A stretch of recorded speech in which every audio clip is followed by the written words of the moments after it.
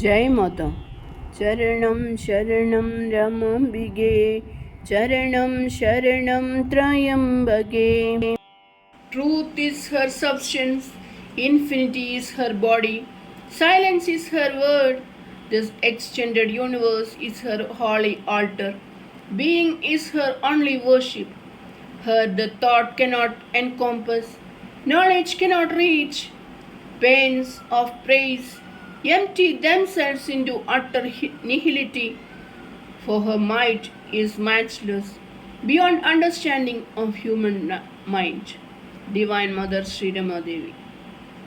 The days preceding the withdrawal of the Saguna form, though overshadowed with sorrow and agony for her devotees, were however interspersed with moments of joy, like the fading rosy lights of the sun heralding the shades of night. Recollections of her love emerged vividly in the mind. Even though many signs were given by her of the impending departure, O Mother, how little we looked beyond the present to thy eternal nature. We lived bemused in the dazzling aura of Mother's presence, in the deluded passivity that such an event could never happen, that we would never be left bereft of that loving presence. One day, during the month of May, I was called to Mother's room at Madhurnilayam. Those days, Mother was tired most of the time, and when I walked in, Mother was resting on the sofa in the hall. As I silently bowed down, without any prelude, Mother said, "Don't you want your mother to be in the world for some more time?" I was aghast, not knowing where I erred, nor could I understand the portent of her words. Seeing my discomfiture, Mother continued, "You are a person who is well aware of nature of my work of regeneration. The children I have chosen are grihastashramis bound by worldly desires and without intense vairagya or mumukshutva. Yet I granted them the boon of Upadesha for their uplift. Mother had to annihilate and bear their burdens, for Mother's infinite prema knows only how to give. She never looked into their merits or demerits. But now the time has come when the body cannot bear any more. This body has to be on this earth for a little more time, for a purpose. So do not arrange any more initiations henceforth." I could not glimpse the purport of these words, but it made me alert to my duty, and though many were waiting for their initiation, they were all cancelled. But later on, her divine will asserted itself, and she suddenly gave initiation to a group of boys. Those youngsters had come from the Trivandrum center, and Mother was delighted with their bhajans and spiritual fervor. All along, there had been the urge in Mother to regenerate youngsters, and so these fortunate ones became the recipients. I still remember the scene when she made them sit around her after the Upadesh, and when she poured words of wisdom into their souls. The words of blessings rang out into that sanctified atmosphere. Know, my beloved children, that nothing is impossible when you invoke divine grace. But it has to be with intense aspiration, single-minded devotion, and unwavering faith. The wisdom of ancient rishis has been granted to you. It is your birthright. Your future is before you. A time will come when the seeds of wisdom granted will blossom out into mighty trees of spirituality, granting shelter to many a soul. In ever-changing circumstances and in the challenges of life, remember Mother's love-filled words.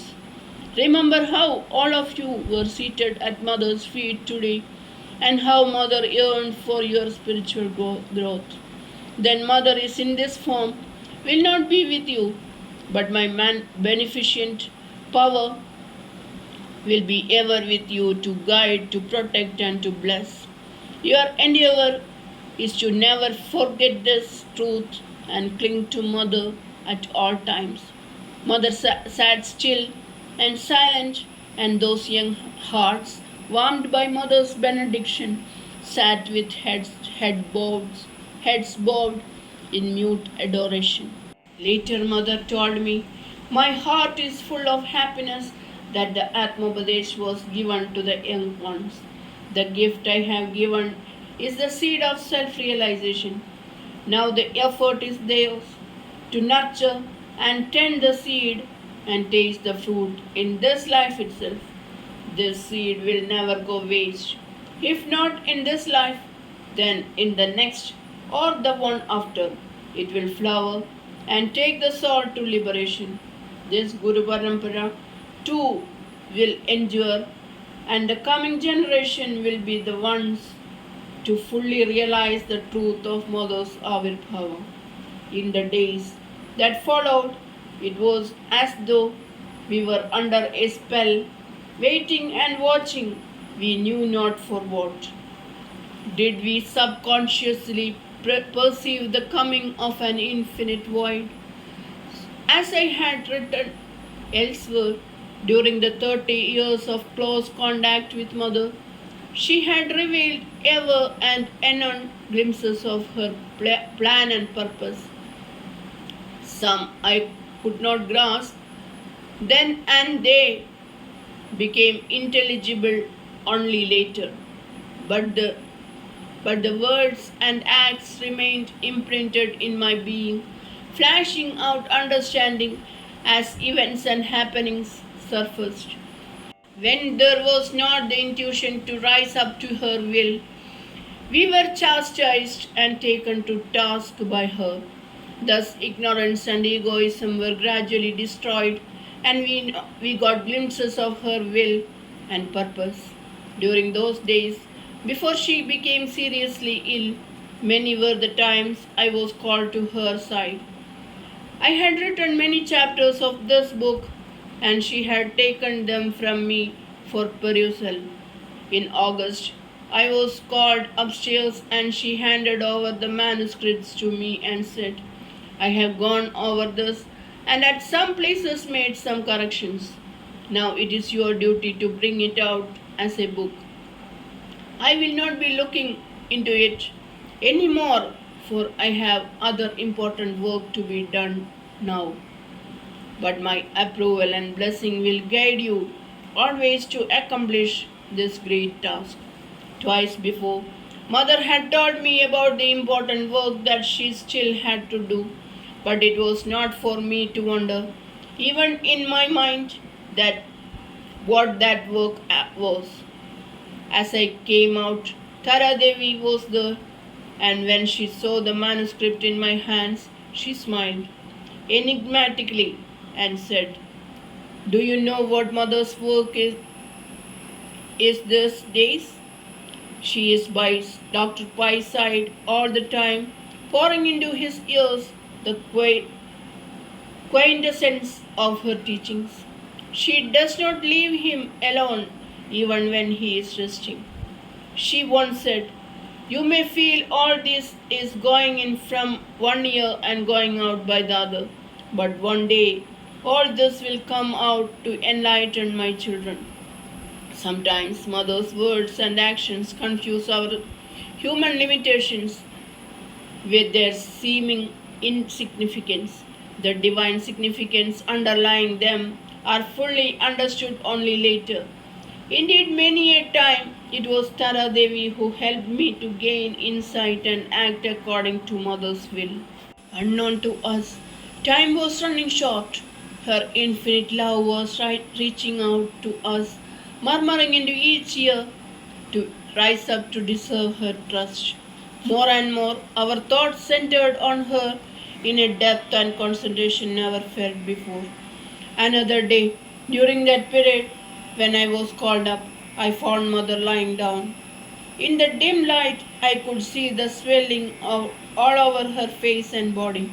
I awaited her words, sad at her heart to see her thus.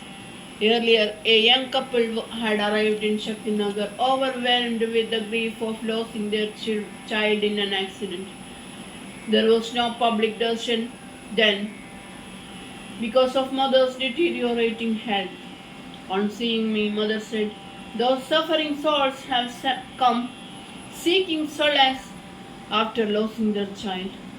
I have to see them, though mother cannot even get up from this bed, and the doctor too has ordered complete rest." Mother lay still and silent for some time with closed eyes. Then she spoke with difficulty. "Mother has come to alleviate the suffering world. Go and bring them to the hall downstairs in an hour's time." Many are the times I have witnessed the miracle of Mother snatching jivas from the vortex of suffering and setting them on their feet to march forward bravely. In my book Darkness unto Light, I have described how I myself had been touched and transformed by the Mother's limitless compassion. Now I was to witness again the wonder of her healing touch. As I brought the couple to the hall at Matranilayam, we heard the lift coming down. Even now the picture of Mother as we saw her then is etched in my mind. All traces of her ill health had vanished. Charanam Sharanam Ramambige, Charanam Sharanam Trayambage. Jai Mother.